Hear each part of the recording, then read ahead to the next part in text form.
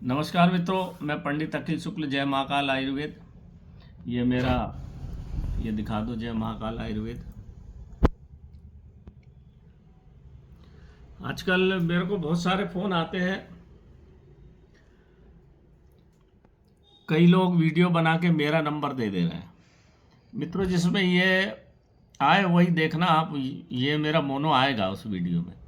बाकी दो चीज़ें बेचने के लिए उसमें मेरा मोबाइल नंबर दे देते हैं। कुछ पाकिस्तान के हैं, कुछ भारत के हैं, कुछ शिवलिंग बेच रहे हैं, कुछ जिसमें मेरा ये नंबर ना आए मेरे साइट पे, वो मेरा नंबर नहीं है। ये बताते नहीं है वो, और अपना नंबर डाल देते हैं वीडियो बना के।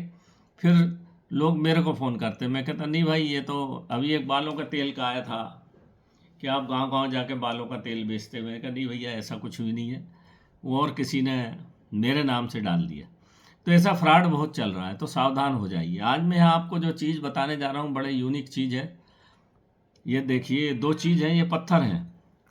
ये जो पत्थर है, इसको थोड़ा पास से बता देना। ये इसमें छवि आएगी, हल्की नीले रंग की छवि आएगी इसमें। इसको बोलते हैं मंडूक। मंडूक यानी मेंढक। मेंढक का जब बड़ा मेंढक होता है, राना टिगरीना, जो काफ़ी बड़ा होता है, 1 फीट का, जंगलों में पाया जाता है, तालाब के किनारे। इसको पत्थर को दिखाना जरूरी है, तालाब के किनारे। तो जब उसको फाड़ा जाता तो उसके दिमाग के पास ये पत्थर निकलता किसी किसी मेंढक में। आपने देखा होगा, मंडूक का संबंध धन संपदा से है। मंडूक को सांप काट लेता तो उसको जहर नहीं चढ़ता। सांप निकल भी ले, पेट फाड़ दो तो मेंढक निकल के भाग जाता है। और 6 महीने, बल्कि 8 महीने तक वो ज़मीन में बिना खाए पिए रहता। और बरसात आती तो आपने देखा होगा, फिर से टर टर उसमें आवाज़ आने लगती। तो ये मरता ही नहीं है मेंढक, स्वतः मौत कभी नहीं मरता मेंढक, ये उसकी विशेषता है। तो ये उसमें जो पत्थर निकलता है, इसको जहर मोहरा बोलते हैं। ये सांप वालों के पास मिलेगा आपको, जहर मोहरा। ये धन संपदा के बहुत अच्छा काम का है। इसको घर में अगर रखते हैं तो धन संपदा हमारी बनी रहती है।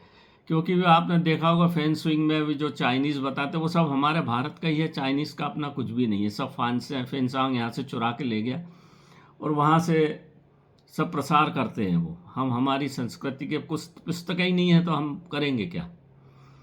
तो वो बताते हैं कि मेंढक के मुंह में असरफी रखी, उसको आप अपने घर में रखो। ये सब भारतीय संस्कृति का ही विज्ञान है, तंत्र विज्ञान, वहाँ का नहीं है। तो वहाँ तो मेंढक खाते हैं, भून के खा जाते हैं जिंदा मेंढक को, तल के, और दिखाते ऐसा है। तो भारत में आपने देखा होगा, जब शादी ब्याह, जब पानी नहीं गिरता तो मेंढक मेंढकी की शादी होती है। मेंढक मेंढकी का ब्याह कराओ तो पानी गिर जाता है। ये बड़ा तांत्रिक जंतु है मेंढक। जैसे कुंभकर्ण, आदिवासी लोग बोलते हैं कि कुंभकर्ण की जाति का है मेंढक। 6 महीने सोता, 6 महीने जगता, जबकि 6 महीने तो जगता नहीं है वो। 2-3 महीने आवाज़ आती, फिर जैसी बारिश गई तो गायब हो जाता। वो तालाब खोद के ज़मीन के अंदर चला जाता है। उसके अंदर एक फैट बॉडी होती है, उसी से उसका शरीर चला जाता है, चलता है, और ध्यान में चला जाता है। अपने सांस को रोक लेता है, उसकी चमड़ी से सांस लेता है, हल्की हल्की, और जीवित रहता है। जैसी बारिश आती है फिर निकल जाता है। तो इसको पास में रखने से धन, जैसे वो नहीं मरता, उसी तरह से धन संपदा भी कमी नहीं होती। ये एक चीज़ है। इसकी पहचान ये है कि इसको पानी में डालो तो बुलबुले निकलने लगते हैं। अभी मैं डाल दूंगा इसको पानी में। और ये जहर मोहरा, अगर किसी ने सांप काट लिया, उसके ऊपर इसको लगा दो तो ऐसा जहर सोख लेगा। और कच्चे दूध में डाल दो तो दूध हरा हो जाएगा। तो ये नकारात्मक ऊर्जा को घर से बाहर भगाने में बढ़िया चीज़ है, अद्वितीय चीज़ है। एक चीज़ तो ये, अब मैं इसको पानी में डाल देता हूँ तो ये, और इसका बुलबुले निकलने लगेंगे। अभी आप इसको, जब तक मैं दूसरी चीज़ बताता हूँ, 1-2 मिनट लगेंगे इसको निकलने में, जब तक मैं एक दूसरी चीज़ बताता हूँ। ये बता दो पास से, ये जो चीज़ें रखी है, ये हल्के पत्थर हैं, ये बहुत हल्के। ये इसको, ये निकलता है राहु मछली से। ये राहु के लिए बहुत बढ़िया पत्थर है। ये रोहू मछली होती है तो रोहू बोलने लगे, वो असल में राहु मछली है, जो मीठे पानी की मछली होती है, जो नर्मदा के किनारे किनारे निकलती है। उस जो बड़ी मछली हो जाती है तो उसके सिर में से फाड़ने से इस तरह से पत्थर निकलता है, इसलिए इसको माछ मणि भी बोलते हैं, मछली की मणि बोलते हैं। और जिसका राहु खराब रहता है उसको घर में मछली पालने के लिए बोलते हैं।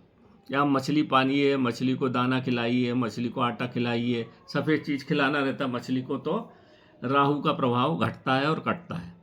इस मणि को चांदी में मढ़वाया जाता है। इस मणि को चांदी में मढ़वा के अपने गले में डाल लें, अंगूठी में पहन लें। अंगूठी में पहनोगे तो कोई भी बोलेगा ये टूटता नहीं है। गले में डाल लें तो राहु का प्रभाव 100% कम हो जाता है और आपका भाग्य धीरे धीरे ठीक होने लगता है, क्योंकि ये सफ़ेद है और राहु के सिर में है।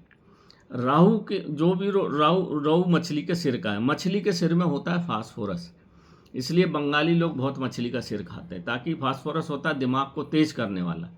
और राहु मछली के सिर से निकलता है और राहु का प्रभाव आपके सिर पे होता है। देखिए सब चीज़ जुड़ी हुई है। फास्फोरस को खाने से, मछली को खाने से दिमाग तेज होता है, उसमें फास्फोरस होता है और मछली के सिर में होता है। और वही फास्फोरस धीरे धीरे जम के इस तरह से पत्थर का रूप ले लेता है। तो जब वो काटते हैं तो उनसे ही लेना पड़ती है, उनसे खरीदना पड़ती है। इसको चांदी में मढ़ के गले में धारण करने से राहु का प्रभाव कम होता है, क्योंकि राहु दिमाग का ही सत्यानाश करता है, बुद्धि को भ्रष्ट करता है जिस आदमी के। और ऐसा कोई सा आदमी नहीं है जिसके जीवन में राहु का प्रभाव ना हुआ हो। या तो उसका लग्न पत्रिका में राहु खराब हो तो जिंदगी भर होगा, और अगर दशा महादशा अंतरदशा तो आएगी चाहेगी, तब वो दिमागी रूप से शराब पीने लगेगा, नशा करने लगेगा, मर्डर कर देगा। राहु खराब वाले का लेटरिन बाथरूम हमेशा गंदी मिलेगी, सोता रहेगा, गंदे कपड़े पहनेगा, नहाएगा धोएगा नहीं, दरिद्रता धारण कर लेगा, और बहुत ज़्यादा खराब हुआ अंततः तो पागल हो जाएगा। जिसका चंद्रमा और राहु खराब होता है लग्न पत्रिका में, वो निश्चित रूप से पागल होता ही है। इसको पहनने से दिमाग की शांति होती है। मछली की चीज़ है ये, मीन। तो ये पत्थर जो है दिमाग को बहुत शांति प्रदान करने वाला है, क्योंकि मछली बिल्कुल शांत रहती है, पानी में रहती है, जल में रहती है, जल वैसे ही ठंडा होता है, और मछली है और उसके सिर से निकला हुआ पत्थर है। तो ये अद्वितीय चीज़ है।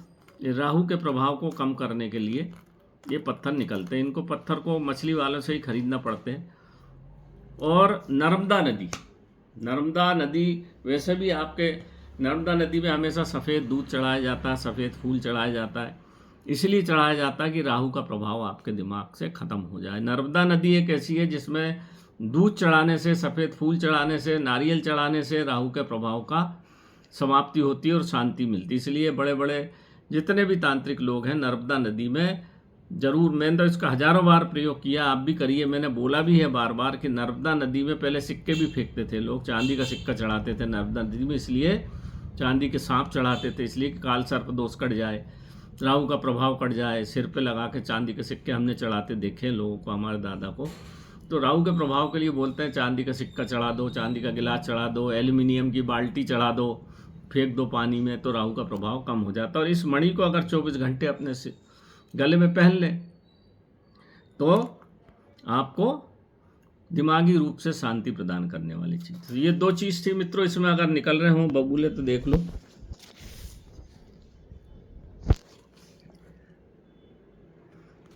इसमें से निकलते हैं।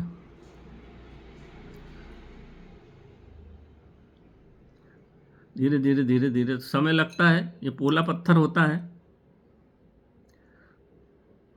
तो इसमें से निकलते हैं। हल्का होता है, ये पत्थर भी बहुत हल्का होता है, पत्थर जैसा वजन इसमें नहीं होता, क्योंकि ये फास्फोरस से बनता है। तो नमस्कार मित्रों, मैं पंडित अखिल शुक्ल, जय महाकाल आयुर्वेद। ये 2 चीज़ थी जो मैंने आज आपको बता दी। और भी एक बताने वाला था, बंसलोचन से, बांस के अंदर भी एक मणि निकलती है, जो बंसलोचन बांस में होता है, जब उस पर बिजली गिरती है तो वो चमकदार पत्थर में कैसा बन जाता है। वो भी लक्ष्मी के काम की चीज़ है। अभी आज मेरे को मिला नहीं, कहीं रखा है, 1-2 पत्थर हैं, वो भी मैं आपको उससे अवगत कराऊंगा। तो नमस्कार मित्रों, जय महाकाल आयुर्वेद।